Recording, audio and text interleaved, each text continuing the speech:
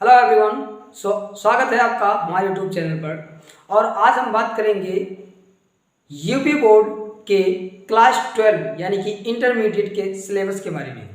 बहुत सारे स्टूडेंट कहते हैं कि सिलेबस में काफ़ी चेंजिंग हुआ है, बहुविकल्पीय हुआ है, ऑप्शनल है, क्वेश्चन कम ज़्यादा हुआ है। तो सिलेबस क्या है, वास्तव में सिलेबस में कौन कौन से क्वेश्चन आते हैं, कौन सा क्वेश्चन कितना नंबर देता है और उसका प्रारूप क्या होता है, क्या कोई क्वेश्चन ऑप्शनल हुआ है या नहीं हुआ है, इन सारे क्वेश्चंस को आज हम लोग देखेंगे। एक ही वीडियो में पूरा क्वेश्चन हम लोग देखेंगे कि सिलेबस वास्तव में क्या है और किस तरह से क्वेश्चन आएगा और किस तरह से हमको मार्क्स लाना है। अगर पूरा सिलेबस समझते हो तो काफ़ी हेल्पफुल होगा आपके बोर्ड एग्जाम में, जिससे आप समझ सकोगे कि हमको किस तरह से तैयारी करना है। इंटरमीडिएट के स्टूडेंट्स के लिए पहला जो क्वेश्चन होता है, इसके लिए पहले क्वेश्चन को मैंने पिछले वीडियो में डिस्कस किया है और उस क्वेश्चन को मैंने सॉल्व करके भी दिखाया है। तो चलिए देखते हैं पहला क्वेश्चन क्या होगा। तो पहले नंबर पर आपका आता है रीडिंग।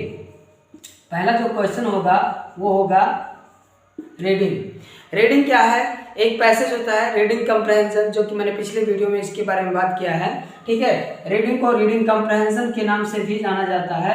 रीडिंग को रीडिंग कंप्रहेंशन के नाम से भी जाना जाता है।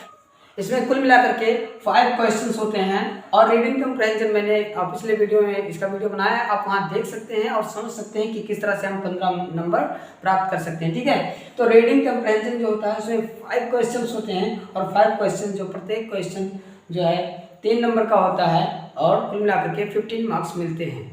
राइटिंग के अंतर्गत आपका दूसरा क्वेश्चन आता है और उसमें आपको लिखना होता है आर्टिकल। क्या लिखना होता है? आर्टिकल। तो दूसरे क्वेश्चन में आपको आर्टिकल लिखना होता है और आर्टिकल जो होता है 10 मार्क का होता है। आर्टिकल क्या होता है? आप लोग क्लास 10th में एस्से पढ़ते हैं, उसी को आर्टिकल कहा जाता है, उसका रूपांतरित भाग है। ठीक है, तो जैसे एस्से होता था आपका, वैसे आर्टिकल भी होता है। आर्टिकल में भी आपको कोई लेख लिखनी होती है। ठीक है, तो आर्टिकल आप मान के चलिए कि अगर आप 5-6 आर्टिकल अगर आप लर्न कर लेते हैं तो मान के चलिए कि आपको जो है 10 मार्क्स मिल जाना है। क्वेश्चन थर्ड होता है आपका, यानी कि क्वेश्चन थर्ड आपका आता है लेटर। और लेटर भी आपका 10 नंबर का होता है, यानी कि ये भी आपको 10 मार्क्स देगा। ठीक है, तो क्लास 12 का जो सिलेबस है उसमें रीडिंग होगा, रीडिंग कंप्रहेंशन जो होगा उसमें 5 क्वेश्चन होंगे जिसमें आपको 15 मार्क्स मिलेगा कुल मिलाकर के। और राइटिंग में क्वेश्चन 2 जो ये आपका क्वेश्चन फर्स्ट है और क्वेश्चन 2 आर्टिकल होगा, यानी कि इससे वो 10 मार्क्स का होगा। ठीक है, नियर अबाउट आप 4-5 इससे लर्न कर लीजिए तो आप जो है आर्टिकल कर पाएंगे। लेटर में भी कम से कम मान के चलिए कि 4-5 लेटर आपको लर्न करना होगा, समझना होगा, तो आप लेटर को भी कर पाओगे, जो कि 10 मार्क कंटेन करता है, यानी कि 10 मार्क्स ये भी देता है। अगला जो टॉपिक है वो है ग्रामर। ग्रामर टॉपिक से समझते हैं कि ग्रामर टॉपिक से कहाँ से कितना कितना मार्क्स आता है। ये बहुत इंपॉर्टेंट है, ध्यान से देखिएगा। जो ग्रामर टॉपिक है आपका, ग्रामर टॉपिक में ऑप्शनल आपको क्वेश्चन आंसर मिलेंगे। अभी बात हो रही थी ऑप्शनल आता है या नहीं आता है, तो ऑप्शनल जो आता है वो ग्रामर टॉपिक में आता है। ग्रामर टॉपिक में क्वेश्चन दिया रहेगा और उसके नीचे कुछ ऑप्शन दिए रहेंगे। ये पिछले साल हाई स्कूल में इसी तरह से आया था।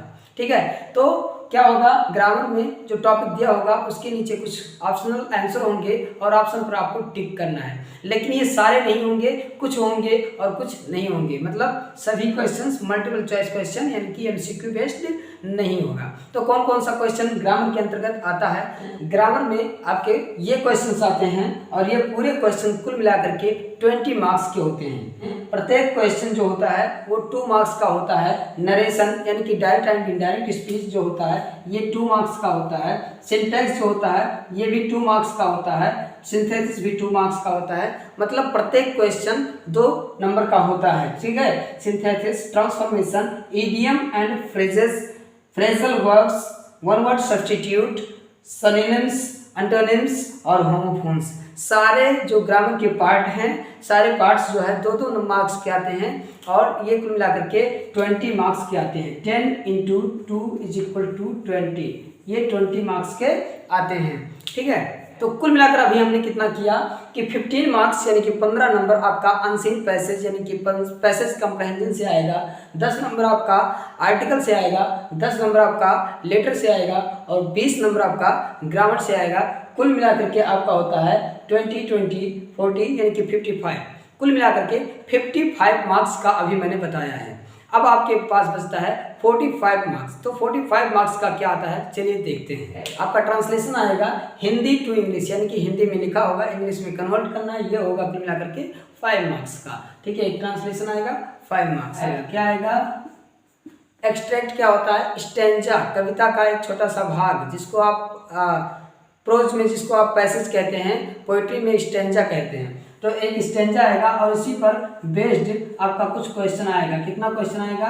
3 क्वेश्चन आएगा। 3 × 2 = 6। 6 मार्क का आपका एक्सट्रैक्ट आएगा, यानी कि 6 नंबर का आपका एक्सट्रैक्ट आएगा, स्टेंजा आएगा, उससे आप 6 मार्क्स निकाल सकते हैं। यानी कि प्रोज से लॉन्ग शॉर्ट और सप्लीमेंट्री से लॉन्ग शॉर्ट मिला करके 15 15 दूना 30 नंबर देता है। इसके अलावा और कुछ नहीं आता है। जैसे ऑप्शनल की बात करें तो ऑप्शनल नहीं आता है। ठीक है, और पोइट्री में आपका सेंट्रल आइडिया आएगा और एक्सट्रैक्ट यानी कि एक स्टेंजा आएगा, उस पर बेस्ड क्वेश्चन रहेगा। तो ये 10 नंबर पोइट्री का होगा और 15 15 नंबर इसका होगा। तो 15 15 30 और 10 40 नंबर ये हो गया। ठीक है, और हमारा ये कुल मिलाकर 55 और 5 60, 5 55 ये है, 5 60, 60 40 100, कुल मिलाकर के 100 मार्क का आपका इंग्लिश का होगा। इंग्लिश में इंटरमीडिएट के इंग्लिश में अधिक नंबर लाना बड़ा ही कठिन होता है, लेकिन फिर भी सारे टॉपिक्स को मैंने बता दिया है कि किस टॉपिक्स में कितने नंबर का आएगा और कहाँ ऑप्शनल होगा। आपको ध्यान ये रखना है कि प्रोज में कुछ और नहीं, केवल क्वेश्चन आंसर आता है, वो भी लॉन्ग और शॉर्ट, और मल्टीपल चॉइस क्वेश्चन नहीं आता है, ट्रू फॉल्स नहीं आता है, फिल इन द ब्लैंक नहीं आता है। ठीक है, इसी तरह एक्सट्रैक्ट में यानी कि पोइट्री में भी केवल एक स्टेंजा आएगा और उसका कुछ नीचे क्वेश्चन लिखा रहेगा, उस प्रश्न का उत्तर आपको देना है। ठीक है, ऐसा पोइट्री में होगा। और एक सेंट्रल आइडिया आएगा, पोएम नहीं आएगा, आपको पोएम नहीं याद करना है।